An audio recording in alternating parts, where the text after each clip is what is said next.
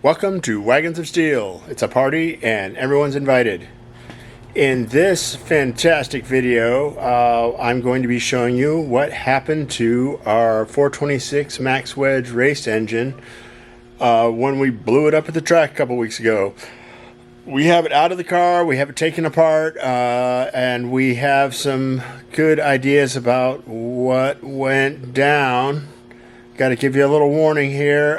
Some of the language gets a little spicy when the fellows start taking the oil pan off of the engine. So just a heads up there. I try to keep the language under control, unlike my regular life. So just be aware of that. From Dan too. I'm gonna put it in a minute. Oh, Nice. Yeah, it's a two-piece engine block assembly. Wow. Wow. Not good.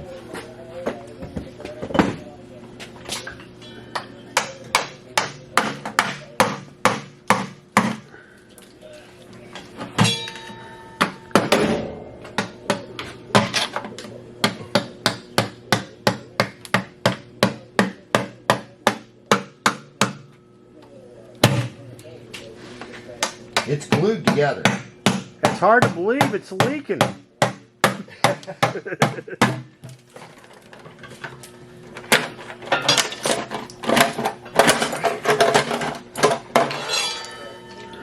Wow. Are all the bolts out? Oh. Wow. oh, there's one of the bolts. Bolts definitely broke.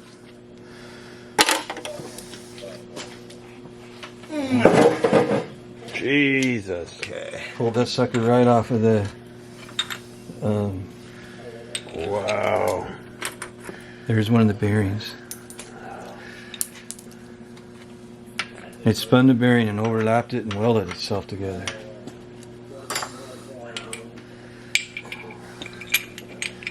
One, two, four. Just two of them. Yeah, right there in that. I can't believe it didn't fucking hit the cam, and it might have. Boy, though, there ain't no cylinder left in that hole. Like you can see way down in there, see the hole? God, that's a lot of side play there.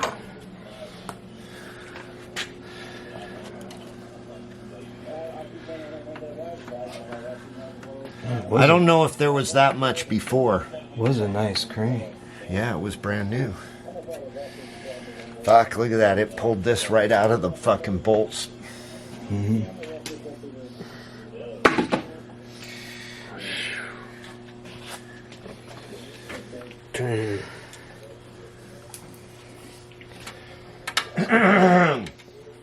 Fuck.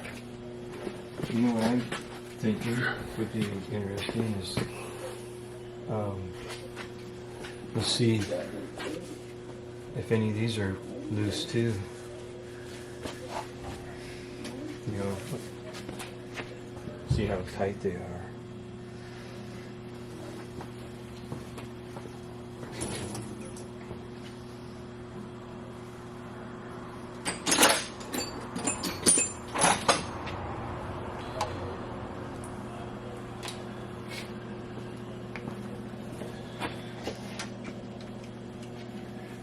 Of course, all my big shit's at shop. What was that 9/16 that holds the screen on? Yeah. I mean, Which, there's my ratchet right there. The orange handle. So here's this.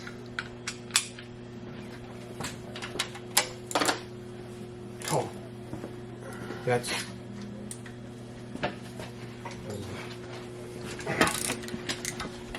That wasn't tight. Oh, I had to reef on it. Oh.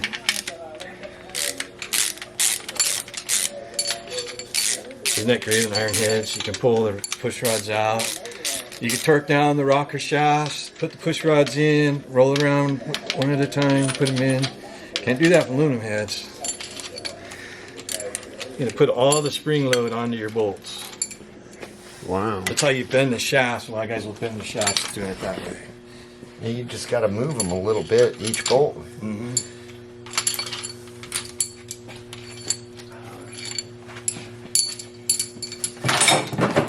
Want to put the rod in here? Yeah, they're all, you can just set them right there.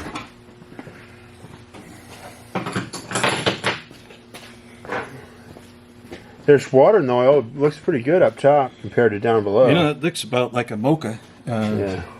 It was. Good. Phillips. Not really sure where to start with this. It's pretty extensive damage. Here we can see, well, maybe I'll start with what's not damaged. Thank God. The heads are okay. There's a couple of bent valves, but nothing's cracked. They survived. You know, if something had gone crashing into there, and you know, we've cracked these heads before. Not this particular set, but we've cracked heads. And you know, part of the problem of playing with a 1964 engine is that stuff like the cylinder heads are, I mean, this is a set of 1964 cylinder heads, and they're probably not priceless, but you know, they when I got them, they'd never been on an engine before, and they're just, yeah, they might as well be priceless. Even rich guys have problems getting more cylinder heads because there are just not that many of them out there, and so just very relieved that those are okay. Now back to the engine over here. Let's just start going after the damage. I don't know if you can see. Yeah, you can see that. Look at that. There's the cylinder wall there. And there's another. Yeah. Look at that's a better view. You can see that. That cracked. And you know, that's the water jacket in there. So this cylinder filled up with water and hydrolocked. Water doesn't compress, and it was going 6,500 RPM. So the cylinder wanted to come back up, but it couldn't. There's no place for all the water to go except just shot into the engine there. The cylinder couldn't come all the way up, or the piston couldn't come all the way up, so it did horrible damage to the rod. This is the rod on the other side. This rod's still in there, but this gives you a pretty good idea what happened there.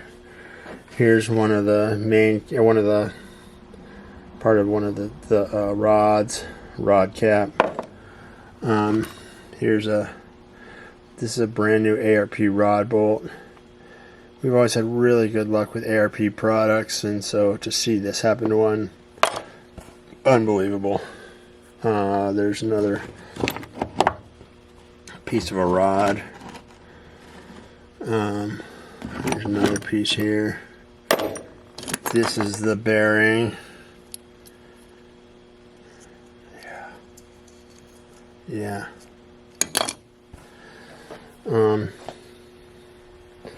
For this video today, I already took all the super fancy lifters out of their holes so we could turn this upside down. And you know, they all rolled smoothly and came out easy, so maybe the cam's okay. From here it looks like it is. The cam isn't the most expensive piece of this. The heads, again, I'm just tickled that those are okay. The block is junk now, obviously. Alright, I'm gonna turn this over.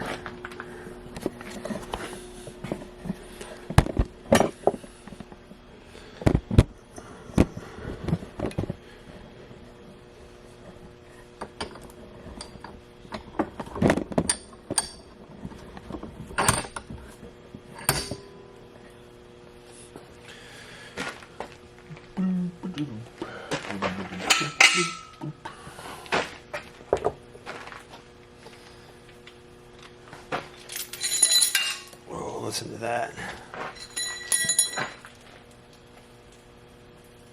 What that one? Oh.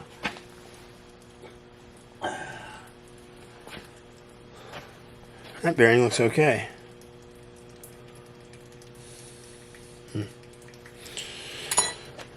Well, people ask if I heard like an explosion or something when it happened. I really didn't. It just kind of stopped.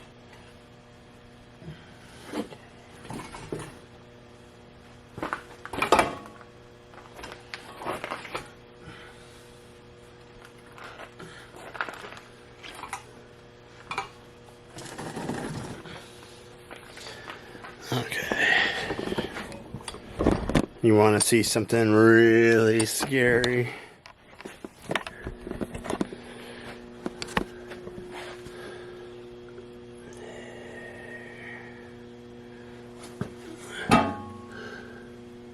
Yeah.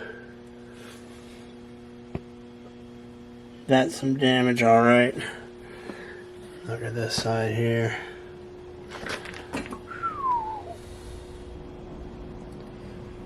Crazy, huh? I got those pieces. Electrical max wedge parts. Okay, back up in here. Yeah, look at that. There's the bottom of the piston. You can see that the rod has become, it's all of a sudden a two-piece rod.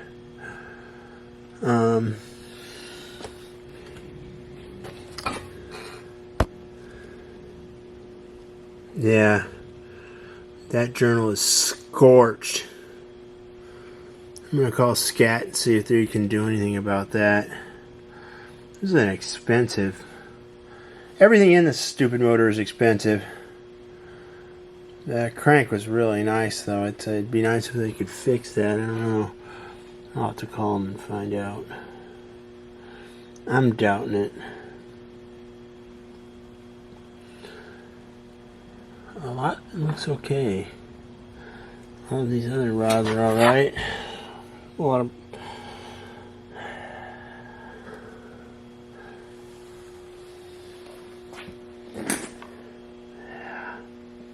Yeah, that was some mayhem, alright.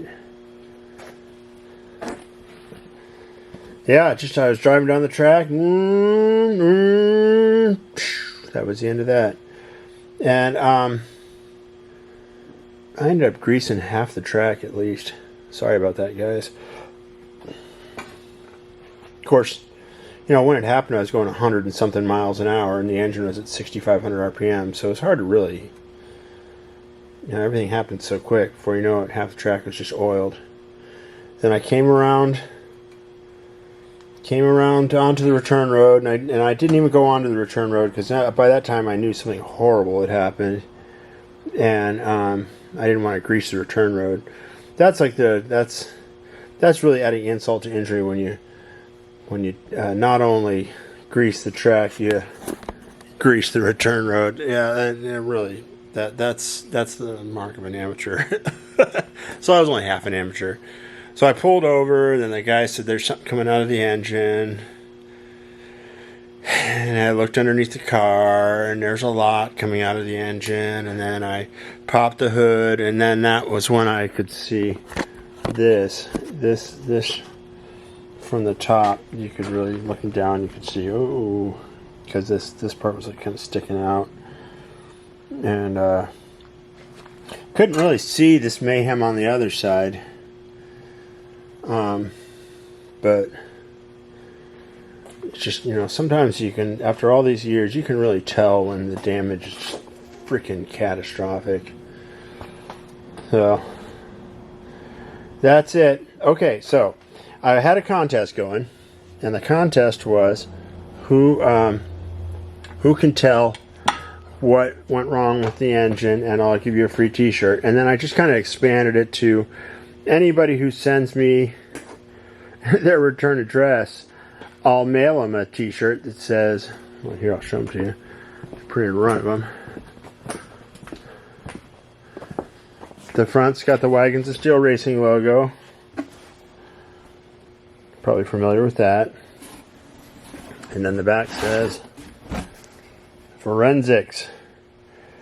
So everybody who gave it a shot, I gave them a free t-shirt. And I got a couple left. Send me your address. I'm a good sport. I'll send out the rest of the ones I have. There's only a few left. I have some in gigantic sizes and some in extra large, large, and medium. So the contest was who can tell what went wrong with the engine, and nobody got it completely right. And you know, to tell you the truth, I don't think I necessarily will get it completely right, but I can tell you pretty close what I think happened here. The catastrophe was it broke a rod, and it hydrolocked badly in this hole here with the broken, hole in the side of the cylinder. So my theory is that,